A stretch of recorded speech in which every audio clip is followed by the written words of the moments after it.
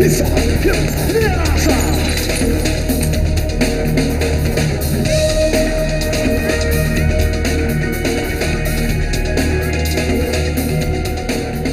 figura del superhéroe es anterior, pero muy anterior a la misma cultura de masas.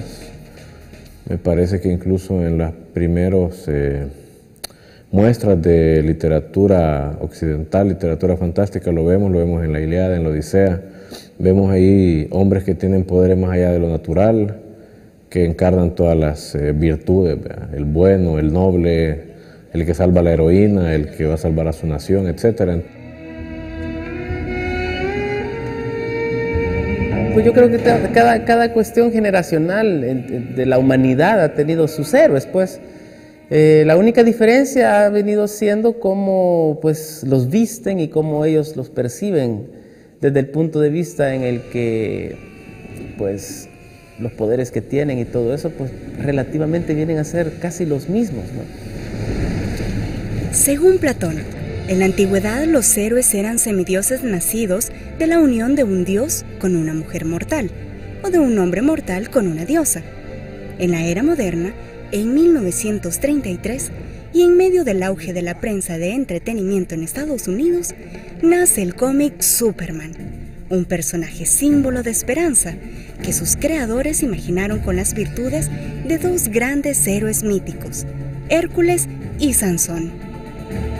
Parece ser de que el primer cómic de un superhéroe per se fue el de Superman. Superman fue el primero que se creó un cómic con un personaje el cual pues tuviera superpoderes y que de hecho tenía todas las cualidades esenciales o básicas de un héroe en sí clásico, pues, que es la honestidad, nunca decir mentiras, siempre por el bien, nunca matar a alguien, cosas como esas.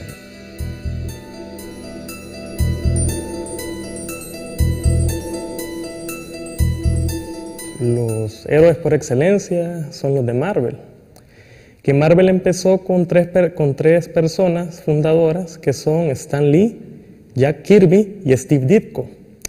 Entonces ellos crearon todo el universo Marvel a partir de 1941, que fue la aparición de el Capitán América, que fue para la Segunda Guerra Mundial.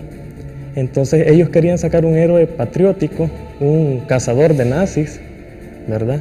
Entonces sacaron al Capitán América después de la guerra, lo descontinuaron. Jack Kirby y Steve Ditko se fueron de Marvel y fundaron DC, la Detective Comics, que son los creadores de Superman, de Batman, de Aquaman, de la Liga de la Justicia. Al principio quizás los paquines de Marvel y la historia ahí en la página lo dice, que ellos trataban de darle a la gente otro tipo de diversión, ¿ya? Entonces, por eso es que crearon los paquines, los personajes, distraer a la gente de la guerra que había en ese momento, ¿ya? Come writers and critics who prophesize with your pen, and keep your eyes wide, the chance won't come again, and don't speak too soon for the wheel's still in spin.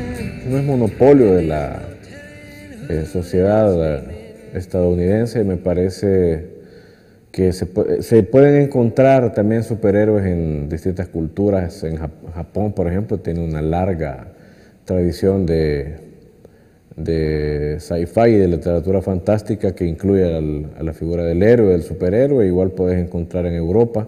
Lo que pasa es que nosotros, por estar en el área de influjo de Estados Unidos, es que hemos consumido Marvel Comics y DC Comics, pero encontrás cosas similares en muchos otros países, y por eso es que tal vez aquí sí definitivamente Estados Unidos ha tenido más éxito, o la sociedad o la industria del cine estadounidense ha tenido más éxito, es que ha logrado distribuir de mejor manera su producto, y por eso es que es más conocido la versión de Superman o la versión de ese superhombre estadounidense que sus pares japoneses, chinos o franceses. Superman fue la punta de lanza de lo que ahora es una industria pujante que ha parido otros personajes como el Capitán América, el Hombre Araña, Batman, Iron Man, Thor, la Mujer Maravilla, Hulk, los X-Men, los Cuatro Fantásticos, entre otros menos conocidos y que no han servido solo para entretener a chicos, sino que también han sido un símbolo de la cultura e ideología norteamericana. Definitivamente hay un discurso, y no necesariamente subliminal, sino que incluso muy obvio, ¿vea? detrás de los superhéroes. Por ejemplo, estamos por ver el estreno del Capitán América de los estudios Marvel. Ese es un personaje que fue ideado en 1941 como un enemigo de los nazis del Tercer Reich. Luego lo vimos peleando contra los japoneses. Entonces fue literalmente propaganda bélica. En 1940, Estados Unidos se enfrentó a un peligro real, el inicio de la Segunda Guerra Mundial, la batalla entre el bien y el mal. Al finalizar esta guerra, con el sometimiento de los nazis, los norteamericanos se veían reflejados en Superman, al punto de creer que Superman era tan indestructible como los Estados Unidos. Y así es como el héroe volador, el Capitán América y todos los otros que surgirán se volverán íconos norteamericanos, y su lucha del bien contra el mal será la lucha de Estados Unidos contra el mal. Como cualquier niño, veían las carátulas impresas que eran de muchos colores impresionantes, a cualquiera le llamaban la atención, a niños, adultos, ¿verdad? Entonces de ahí cuando uno veía las figuras de acción, la influencia que tiene la tele sobre uno de niño, ¿verdad? Que en esos tiempos, por lo menos en mi época, era que en los 80s, no había cable, no había nada, hacía los deberes, llegaba al colegio, hacía los deberes y tenía que ver tele, que Mazinger, G.I. Joe, He-Man, Thundercat, Silverhawk, todo ese tipo de series, que era lo que había en ese tiempo. O sea, yo compré paquines en los portales de Santa Tecla cuando era bicho, pues, pero jamás, bueno, no voy a decir que jamás, pero sí yo no me acuerdo haber escuchado a un adulto hablar de superhéroes como ahora se escucha a los adultos hablar de superhéroes, porque los adultos ahora somos los bichos que éramos en ese entonces, ¿no? Los adultos en ese entonces consideraban a los superhéroes, los cómics en ese entonces, que se daba como cosas de bichos, como niñadas, ¿no? Por ejemplo, tenemos un caso bien especial que es G.I. Joe, ¿verdad? Los G.I. Joe de los 80, la serie animada, no se podía morir la gente, no habían balas, sino que habían rayos láser. Y eso lo controló las agencias que hacen, que deciden si sale o no el programa al aire. Como bien decís, hace 30, 40 años la única manera de consumir ese tipo de producto era a través de los paquines y a través de algunos seriales de televisión que eran emitidos, al menos en nuestro país, en los cines, no en la televisión, en el caso de viejas series sobre Superman o sobre Batman. En cambio, nosotros ahora estamos comiendo de los resultados de que Marvel y DC Comics hayan sido adquiridas por otras grandes compañías que están sacándole filo a toda esa mitología superheroica. Pero aún así no deja de ser, al menos en el caso de los salvadoreños, difícil consumir esto, porque las películas vendrán 1 o 2 al año.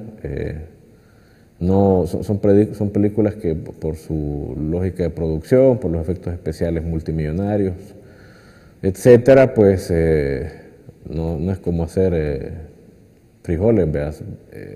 Son muy espaciadas, y además el cine no deja de ser caro, y los cómics son definitivamente en nuestro país un producto suntuario. Un dato interesante en este tipo de películas es que la heroína no es muy explotada y sus participaciones son escasas, o su rol se reduce a meras acompañantes o malvadas de bajo perfil. Mira, el cómic estadounidense al menos fue pensado para un público masculino. Los editores, los escritores, los dibujantes. Si es un producto hecho por hombres y pensado para un público mayoritariamente masculino, es muy difícil ver heroínas, y en todo caso la mujer es cosificada incluso cuando es una heroína. Ves, por ejemplo, la Mujer Maravilla con muy poca ropa, la Batichica cada vez con menos ropa y más sexy, y ves a la Mujer Invisible igual, cada vez con menos ropa y más sexy.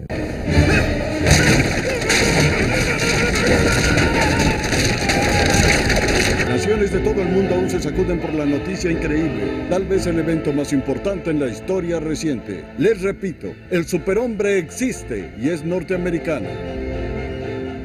Y entonces, literalmente uno llega casi que como un niño a apreciar todo aquello, y pues cualquier otro mensaje que te estén dando, de alguna manera, lo asumí de un modo resignado, si querés, porque no has llegado ahí a buscar un discurso político, una propaganda yankee o como querrás, sino que a divertirte un rato, ¿verdad? Y pues casi como un niño, creo yo. Salís ilusionado, pues, de una película de estas, salís como de una película romántica, salís pensando que el amor existe y que puedes encontrar el amor de tu vida y todas estas cuestiones. De una película como esta, de superhéroes, pues la gran mayoría salimos con la ilusión de que, bueno, qué chido, alguna vez, tal vez, alguien podría llegar a rescatarnos, ¿no? Bueno, la primera definitivamente fue Spider-Man. Spider-Man sí batió récord. A partir de Spider-Man, de la primera película, todo fue boom, boom, boom, boom, todas las películas de Marvel.